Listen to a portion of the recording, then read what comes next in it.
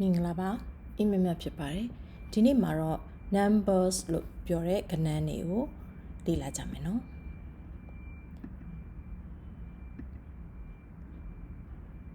3ည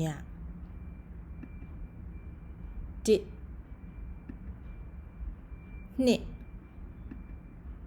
2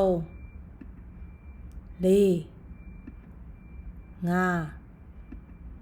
4 5 6 9 10 ဒါကတော့0ကနေပြီးတော့10အထိနံပါတ်တွေကိုဗမာလိုရေးတာပဲဖြစ်ပါတယ်3ည1 2 3 4 5 6 9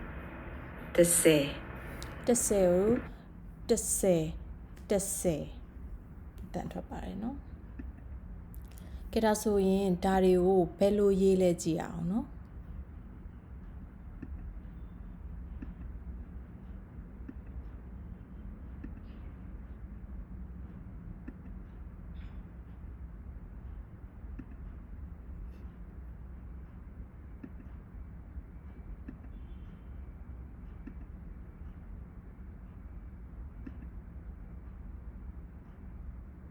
တကယ်လို့ iPad နဲ့ကြည့်ရဆိုရင်ဒီမှာ 4 line system ၄ကြောင်းမြင့်နဲ့ဒါလေးတွေကိုလိုက်ရေးကြည့်လို့ရပါတယ်နော်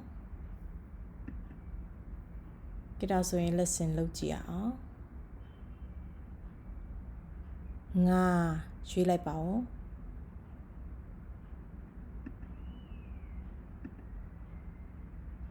1ရွေးလိုက်ပါဦးဖြည့်တိုက်မယ်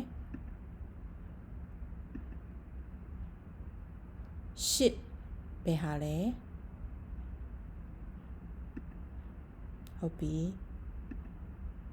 4ရွေးလိုက်ပါဦးဖြည့်တိုက်မယ်2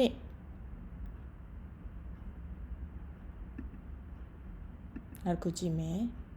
6 which one is 6ဟုတ်ပြီ9 6နဲ့တူတယ်နော်9